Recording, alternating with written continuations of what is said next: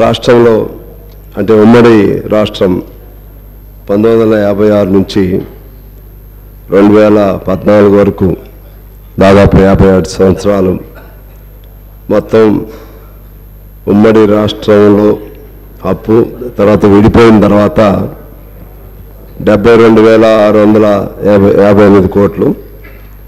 ఈ 10 ఏళ్ల కాలంలో 6 లక్షల ఈ ఫిగరు అక్బర్ గారు చెప్పినట్లుగా ఒక పేజీలో ఒక రకంగా ఉంది, 13వ పేజీలో ఒక 612,343 కోట్లని 6,12,343 కోట్లు ఉంది.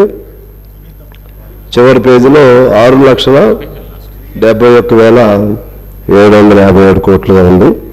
సరే, ఏదేమైనా ఆ అప్పు 72,658 కోట్ల నుంచి ఈ 10 ఏళ్ల కాలంలో దాదాపు 6 లక్షల కోట్లకు పెరిగింది. తల్లిదండ్రులు కావాలని మీ కలను సాకారం చేసుకోండి. ఓఎస్ఎస్ ఫర్టిలిటీ వారి తక్కువ ధర సంతానోత్పత్తి చికిత్సతో అపాయింట్మెంట్స్ కొరకు కాల్ చేయండి 7825893699.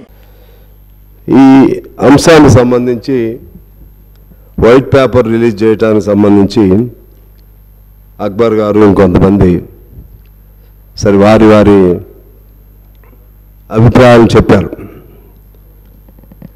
నా అభిప్రాయం ఏంటంటే, ముందుగా చాలా ఎనామలీస్ జరిగాయి. లెక్కలకు సంబంధించి ఒక్కో పేజీలో అది ఆర్బీఐయా లేకపోతే సిఏజీనా లేకుంటే ఇతర ఏజెన్సీ నుంచా దేని నుంచి తీసుకున్నా సరే సెల్ఫ్ కాంట్రడిక్టరీగా కొన్ని లెక్కలు తేడాలు ఉన్నాయి.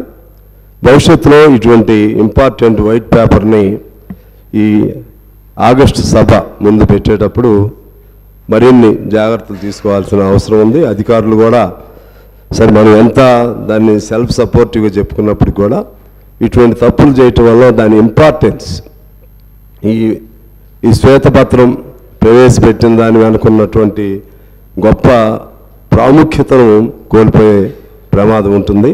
అందువల్ల దయచేసి భవిష్యత్తులో ఆ జాగ్రత్తలు తీసుకోవాలని కోరుతా ఉన్నాను.